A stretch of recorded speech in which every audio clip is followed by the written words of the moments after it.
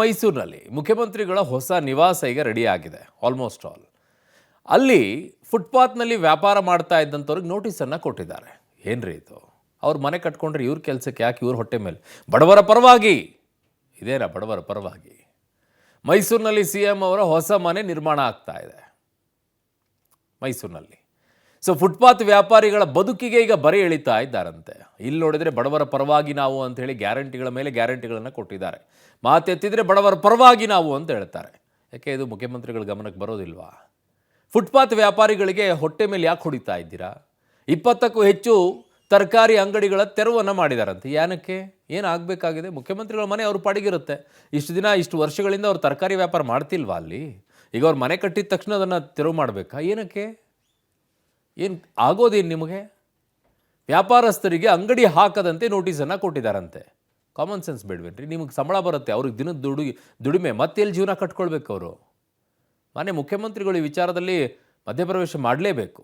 ಮೈಸೂರು ಪಾಲಿಕೆಯಿಂದ ಈಗ ನೋಟಿಸ್ ಅಂತೆ. ಮುಖ್ಯಮಂತ್ರಿಗಳ ಗಮನಕ್ಕೆ ಇರೋದಿಲ್ಲ ಇದೆಲ್ಲ. ಅಧಿಕಾರಿಗಳು ತಾವೇ ಆಸಕ್ತಿಯನ್ನು ವಹಿಸ್ಕೊಂಡು ಏನೋ ಮಾಡಿಬಿಡೋಣ ಅಂತ ಹೇಳಿ ಹೋಗಿರ್ತೀರಾ, ಉಗಿಸ್ಕೊಳ್ತೀರಾ ಮಕ್ಕಕ್ಕೆ. ನೋಡ್ಕೊಳ್ಳಿ, ವರದಿ ಇದೆ. ಇದನ್ನು ಸಂಕಷ್ಟಕ್ಕೆ ಸಿಲುಕಿದಂಥ ಫುಟ್ಪಾತ್ ವ್ಯಾಪಾರಿಗಳ ಪರಿಸ್ಥಿತಿ ಹೇಗಿದೆ, ಯಾಕೆ ಈ ನೋಟಿಸನ್ನು ಕೊಟ್ಟಿದ್ದಾರೆ, ಅದರ ಡೀಟೇಲ್ ವರದಿಯನ್ನು ನಿಮ್ಮ ಮುಂದೆ ಇಡ್ತಾ ಇದ್ದೀವಿ, ನೋಡಿ. ಸಿಎಂ ಮನೆಗಾಗಿ ಫುಟ್ಪಾತ್ ವ್ಯಾಪಾರಿಗಳ ಎತ್ತಂಗಡಿ, ಫುಟ್ಪಾತ್ ವ್ಯಾಪಾರಿಗಳ ತೆರವು, ಪಾಲಿಕೆ ನೋಟಿಸ್.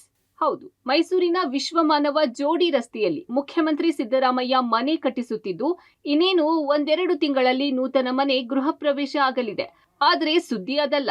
ಈ ಮನೆಯ ಕೂಗಳತೆ ದೂರದಲ್ಲಿ ಬೀದಿ ಬದಿ ವ್ಯಾಪಾರ ಮಾಡ್ತಿದ್ದವರನ್ನು ಪಾಲಿಕೆ ಎತ್ತಂಗಡಿ ಮಾಡಲು ಮುಂದಾಗಿದೆ. ಇದು ಬಡ ವ್ಯಾಪಾರಿಗಳ ಬದುಕಿಗೆ ಬರೆ ಎಳೆದಂತಾಗಿದೆ. ಹೌದು, ವಿಶ್ವಮಾನವ ಜೋಡಿ ರಸ್ತೆಯಲ್ಲಿ ಕಳೆದ 35 ವರ್ಷಗಳಿಂದ ಇವರೆಲ್ಲ ಇಲ್ಲೇ ವ್ಯಾಪಾರ ಮಾಡುತ್ತಿದ್ದಾರೆ. ಆದ್ರೀಗ ದಿಢೀರನೆ ಫುಟ್ಪಾತ್ ತೆರವು ಹೆಸರಲ್ಲಿ ಇವರೆಲ್ಲರನ್ನು ಎತ್ತಂಗಡಿ ಮಾಡಿಸಲಾಗ್ತಿದೆ. ಬೆಂಗಳೂರು ಮೂಲದ ವಕೀಲ ಚಂದನ್ ಎಂಬುವವರು ಫುಟ್ಪಾತ್ ಮೇಲೆ ಅಂಗಡಿ ಇರುವ ಕಾರಣ ಸಾರ್ವಜನಿಕರಿಗೆ ತೊಂದರೆ ಆಗ್ತಿದೆ ಎಂದು ಮಹಾನಗರ ಪಾಲಿಕೆಗೆ ದೂರು ಕೊಟ್ಟಿದ್ರು. ದೂರಿನ ಅನ್ವಯ ಕ್ರಮ ಕೈಗೊಳ್ಳುತ್ತಿದ್ದೇವೆ ಅಂತ ಮೈಸೂರು ಮಹಾನಗರ ಪಾಲಿಕೆ ಹೇಳುತ್ತಿದೆ. ಆದ್ರೆ ಮೈಸೂರಿನ ಬೇರೆ ಯಾವ ಫುಟ್ಪಾತ್ಗೆ ಅನ್ವಯ ಆಗದ ಕಾನೂನು ವಿಶ್ವಮಾನವ ಜೋಡಿ ರಸ್ತೆಗೆ ಮಾತ್ರ ಯಾಕೆ ಅನ್ನೋದು ಸ್ಥಳೀಯರ ಪ್ರಶ್ನೆ. ಮೈಸೂರಿನ ಬೇರೆ ಯಾವ ರಸ್ತೆಗೂ ಅಪ್ಲೈ ಆಗದಂಥ ಒಂದು ಕಾನೂನು ಈಗ ಮೈಸೂರಿನ ವಿಶ್ವಮಾನವ ಡಬಲ್ ರೋಡ್ಗೆ ಅಪ್ಲೈ ಆಗ್ತಾ ಇದೆ. ಅದಕ್ಕೆ ಕಾರಣ ಈ ರಸ್ತೆಯಲ್ಲಿ ಸಿದ್ದರಾಮಯ್ಯನವರು ಹೊಸ ಮನೆ ಕಟ್ಟಿಸ್ತಾ ಇದ್ದಾರೆ.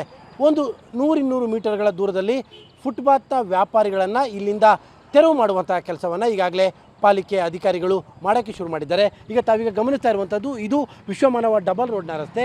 ಈ ಒಂದು ರಸ್ತೆಯ ಉದ್ದಕ್ಕೂ ಕೂಡ ಕಳೆದ 20-30 ವರ್ಷಗಳಿಂದಲೂ ಕೂಡ ಬೀದಿ ಬದಿಯ ವ್ಯಾಪಾರಸ್ಥರು ವ್ಯಾಪಾರವನ್ನು ಮಾಡ್ತಾನೆ ಇದ್ದಾರೆ.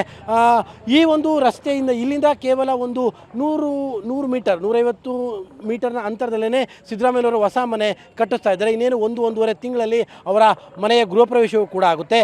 ಆ ಹಿನ್ನೆಲೆಯಲ್ಲಿ ಈಗ ಮೈಸೂರು ಮಹಾನಗರ ಪಾಲಿಕೆಯವರು ಇದನ್ನು ವ್ಯಾಪಾರ ರಹಿತ ವಲಯವಾಗಿ ಮಾಡುವಂತಹ ಒಂದು ಸೂಚನೆಯನ್ನು ಮಾಡಿ ಇವರೆಲ್ಲರಿಗೂ ಕೂಡ ಒಂದು ನೋಟಿಸನ್ನು ಕೊಟ್ಟಿದ್ದಾರೆ. ನೀವು ಇಮಿಡಿಯೇಟಾಗಿ ನೀವು ಇಲ್ಲಿಂದ ಇದನ್ನೆಲ್ಲ ಕೂಡ ತೆರವು ಮಾಡಬೇಕು ಅಂತ.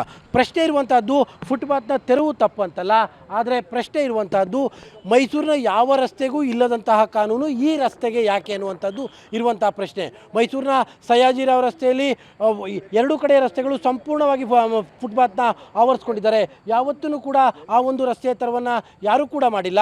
ಪರ್ಟಿಕ್ಯುಲರ್ ಆಗಿ ಸಿದ್ದರಾಮಯ್ಯನವರ ಮನೆ ಇರುವಂಥ ಈ ಒಂದು ಪರ್ಟಿಕ್ಯುಲರ್ ಆದಂತಹ ರಸ್ತೆಯಲ್ಲಿ ಇರುವಂಥ ವ್ಯಾಪಾರಸ್ಥರನ್ನ ಎತ್ತಂಗಡಿ ಮಾಡುವಂಥ ಕೆಲಸ, ಅಂದರೆ ಇದು ಸಿದ್ದರಾಮಯ್ಯನವರಿಗೋಸ್ಕರವಾಗಿ ಅಧಿಕಾರಿಗಳು ಮಾಡ್ತಾ ಇದ್ದಾರೆ ಅನ್ನುವಂಥ ಆರೋಪಗಳಿದ್ದಾವೆ.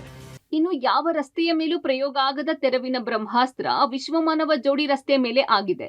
ಮೈಸೂರಿನಲ್ಲಿ ಅತಿ ಹೆಚ್ಚು ಜನ ಓಡಾಡುವ ಸಯ್ಯಾಜಿರಾವ್ ರಸ್ತೆಯಲ್ಲೇ ಫುಟ್ಪಾತ್ ತೆರವು ಮಾಡಿಲ್ಲ. ದೇವರಾಜ ಮಾರ್ಕೆಟ್, ಬಂಬೂ ಬಜಾರ್ ರಸ್ತೆ, ಬಸ್ ನಿಲ್ದಾಣ ಸುತ್ತಮುತ್ತ ಫುಟ್ಪಾತ್ ವ್ಯಾಪಾರ ಜೋರಿದೆ. ಅದೆಲ್ಲವನ್ನು ಬದಿಗೊತ್ತಿ ಕೇವಲ ವಿಶ್ವಮಾನವ ಜೋಡಿ ರಸ್ತೆಯಲ್ಲಿ ತೆರವಿಗೆ ಪಾಲಿಕೆ ನೋಟಿಸ್ ಕೊಟ್ಟಿದ್ದು ವ್ಯಾಪಾರಿಗಳು ಕಣ್ಣೀರು ಹಾಕುವಂತಾಗಿದೆ. ನಾವು ಇಲ್ಲಿ 20 ವರ್ಷದಿಂದ ವ್ಯಾಪಾರ ಮಾಡ್ತೀರಿ. ಈಗ ಇಲ್ಲಿಂದ ಹೋಗುವಂತಿದಾರಾ?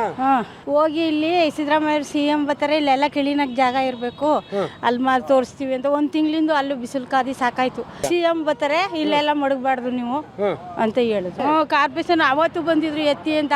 ಆಮೇಲೆ ಈ ಪೊಲೀಸ್ನವ್ರು ಕಳಿಸಿದ್ರು, ಅವ್ರು ಬಂದು ಗಲಾಟೆ ಮಾಡ್ತಿದ್ರು. ಸರ್ 30 ವರ್ಷ ಆಗಿದೆ ಸರ್ ನಾನು ಬಂದು. ಈಗ ಇಲ್ಲಿಂದ ಅಂಗಡಿ ಎತ್ತಂಗಡಿ ಮಾಡ್ಕೊಂಡು ಹೋಗಿ ನೀವು ಯಾರು ಇಲ್ಲಿ ಇಡಕ್ಕೆ ಅವಕಾಶ ಇಲ್ಲ ಅಂತ ಹೇಳ್ತಿದ್ದಾರೆ ಸರ್. ಓಕೆ. CM ಮನೇನು ಇದೆ ಅಂತ ಹೇಳ್ಬಿಟ್ಟು ಯಾವ ಕಾರಣಕ್ಕೆ ಅಂತಾನೆ ಗೊತ್ತಿಲ್ಲ. ಇಲ್ಲಿ ಫುಟ್ಪಾತ್ ಅಂದ್ರೆ ಮತ್ತೆ CM ಮನೆ ಎಲ್ಲಾನು ಹೇಳ್ತಾರೆ ಸರ್. ನಾವು ಯಾವುದು ಅಂತ ಕೇಳೋದ ಒಂದಾದ್ರೆ ಕೇಳ್ಬೋದು. ಇಡೀ 28 ಇಲ್ಲಿಂದ ಹೋಗಿ ಎಲ್ಲಿಗೆ ಹೋಗ್ಬೇಕು? ನಾವು ಎಲ್ಲೂ ಹೋಗೋಕ್ಕಾಗಲ್ಲ ಸರ್. ಇದು ಮುಂದೆ ಸರ್ಕಲ್ ಕೊಟ್ಟಿದ್ದಾರೆ, ಅಲ್ಲಿ ತುಂಬ ಬಿಸಿಲು ಸರ್. ನಮ್ಗೆ ನಿಂತ್ಕೊಳ್ಳೋಕ್ಕಾಗಲ್ಲ, ಏನಿಲ್ಲ, ಜ್ವರ ಬಂದಂಗಾಗಿ ಮತ್ತೆ ನಾವು ಇಲ್ಲಿಗೆ ಬಂದಿದ್ದು. ಒಟ್ಟಿನಲ್ಲಿ ಸಿಎಂ ಮನೆಗಾಗಿ ಬೀದಿ ಬದಿ ವ್ಯಾಪಾರಿಗಳ ಹೊಟ್ಟೆಗೆ ಹೊಡೆಯೋದು ಎಷ್ಟು ಸರಿ ಅನ್ನೋ ಪ್ರಶ್ನೆಯನ್ನು ಸಾರ್ವಜನಿಕರು ಎತ್ತಿದ್ದಾರೆ. ಈ ವಿಚಾರ ಸಿಎಂಗೆ ತಿಳಿದಿದೆಯೋ ಅಥವಾ ಅಧಿಕಾರಿಗಳೇ ಮಾಡಿದ ಎಡವಟ್ಟ ಗೊತ್ತಾಗಬೇಕಿದೆ. News desk, public TV.